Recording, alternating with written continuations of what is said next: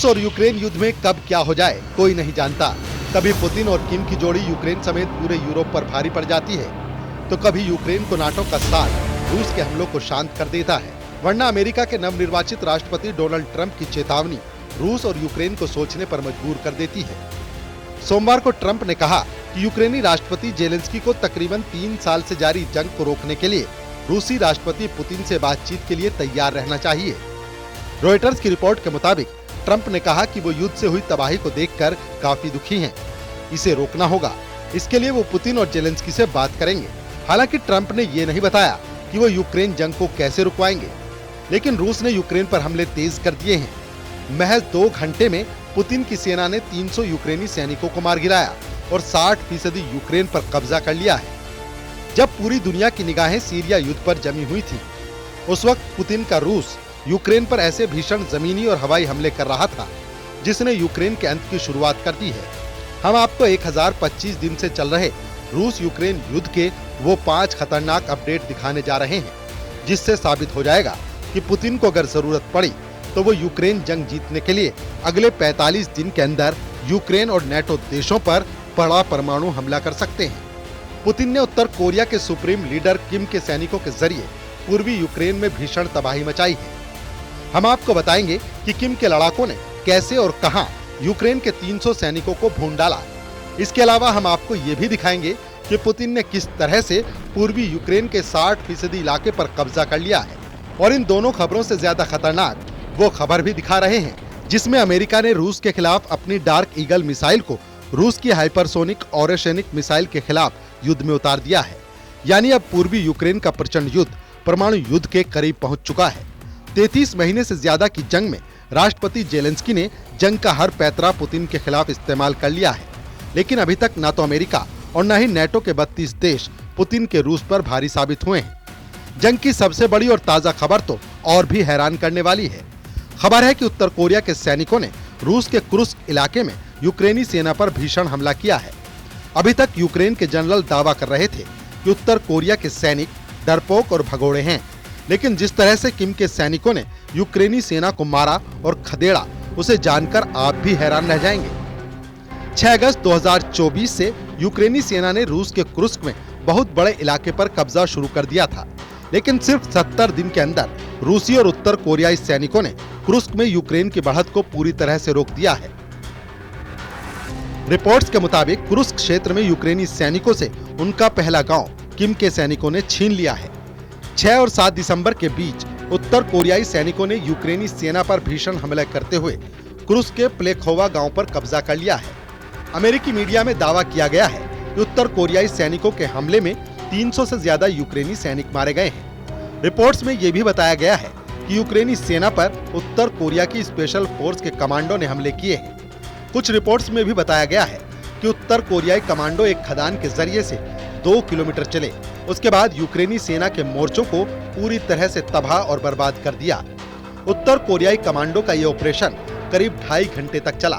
इस ऑपरेशन में ये भी दावा किया गया है कि उत्तर कोरिया के सैनिक यूक्रेन के 200 से 300 सैनिकों को पकड़कर अपने साथ ले गए हैं। कुछ फुटेज के आधार पर यह भी दावा किया गया है कि उत्तर कोरियाई सैनिक 810वीं समुद्री ब्रिगेड के रूसी लड़ाकों के साथ हमले कर रहे थे।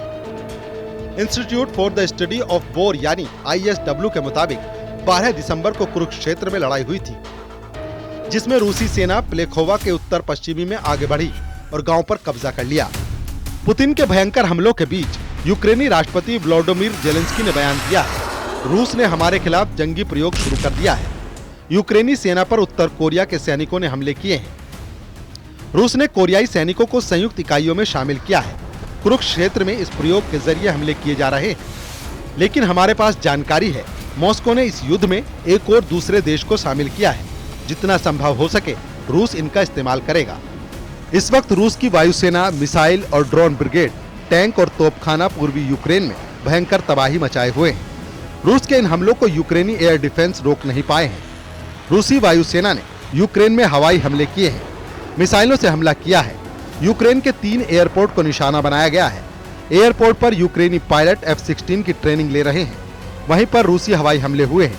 रूस की पैदल सेना, टैंक और तोपखाना ब्रिगेड ने पूर्वी यूक्रेन के डोनेस्क और लुहास्क में तबाही मचाकर रख दी है।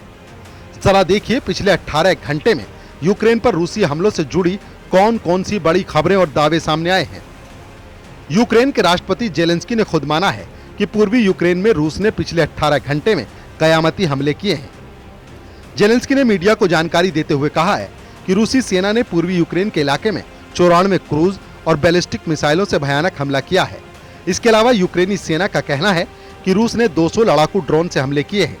हालांकि जेलेंस्की दावा कर रहे हैं कि रूस की 94 मिसाइलों में से 81 मिसाइलों को यूक्रेनी सेना ने तबाह कर दिया है, लेकिन मौके पर मौजूद जो हालात दिख रहे हैं वो यूक्रेनी सेना की पोल खोल रहे हैं। यूक्रेन के पावर स्टेशनों को रूसी हमलों में जबरदस्त नुकसान पहुंचा है। इसके अलावा पूर्वी यूक्रेन के डोनेस्क और लुहांस्क में रूसी सेना बहुत बड़े इलाके पर कब्जा करने में सफल हुई है। रूसी दावों के मुताबिक रूस ने डोनेस्क के 60% हिस्से पर अपना कब्जा जमा लिया है। यूक्रेन पर आक्रमण के बाद ये रूसी सेना की सबसे तेज प्रगति मानी जा रही है। हम आपको बता दें, डोनेस्क को पूर्वी यूक्रेन का प्रवेश द्वार कहा जाता है। अब यूक्रेन का पूर्वी मोर्चा पूरी तरह कमजोर हो चुका है। रूसी सेना चासिव यार शहर पर कब्जा करने के लिए तेजी से आगे बढ़ रही है। एक रूसी समर्थक ब्लॉगर यूरी पोडोलियाका ने तो यहाँ तक दावा किया है कि रूसी सेनाएं यूक्रेनी शहर प्रोक्रोव से केवल 1.5 किलोमीटर दूर रह गई हैं। यानी यूक्रेन के पोक्रोवस्क शहर पर रूसी सेना अगले कुछ घंटों पर कब्जा कर सकती है। ओपन सोर्स मैप्स के मुताबिक रूस ने अमेरिकी राज्य वर्जीनिया के आकार के बराबर यूक्रेन के एक हिस्से पर कब्जा कर लिया है। जेलेंस्की ने माना कि ये हमारे ऊर्जा क्षेत्र के खिलाफ सबसे बड़े रूसी हमलों में से एक था। कई प्रकार की 94 मिसाइलों में क्रूज और बैलिस्टिक समेत 81 मिसाइलों को मार गिराया गया। हमले में लगभग 200 लड़ाकू ड्रोन शामिल थे। इतने बड़े हमले का हमें अंदाजा था।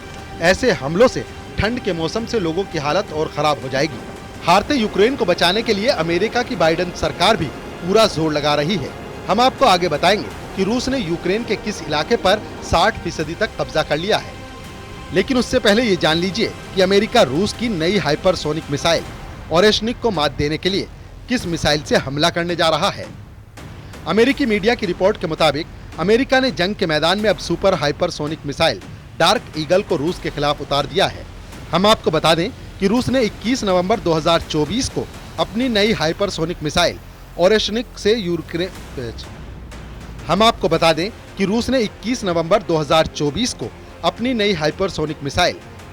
यूक्रेन के निप्रो शहर पर हमला कर तहलका मचा दिया था।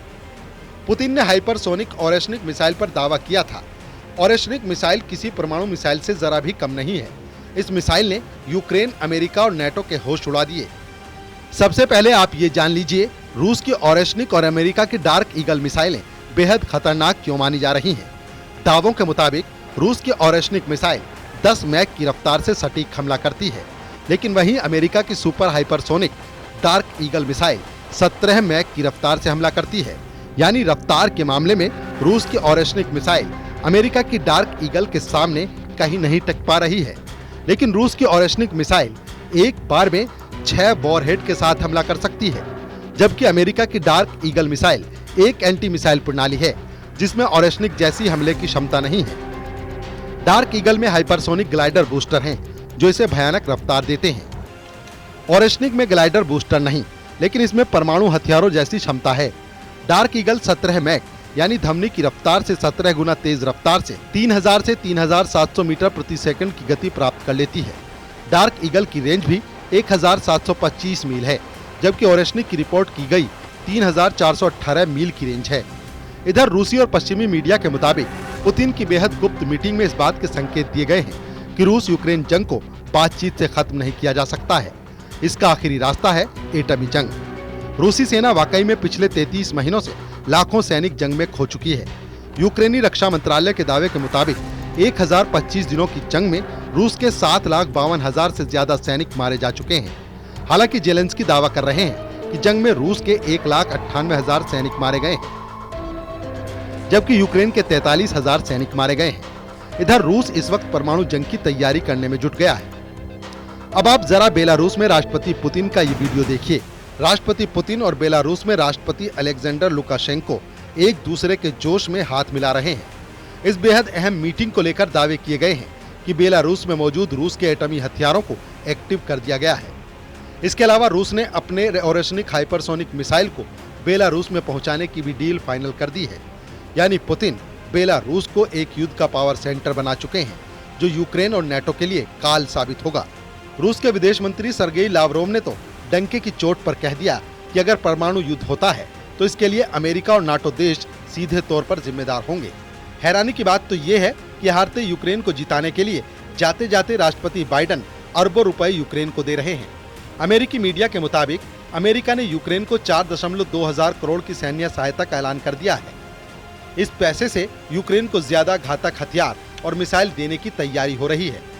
लेकिन पुतिन की रूसी सेना जिस तेजी से यूक्रेन पर हमले कर रही है, उससे साफ है कि यूक्रेन का अंत शुरू हो चुका है, जिसे अब अमेरिका भी नहीं रोक पाएगा।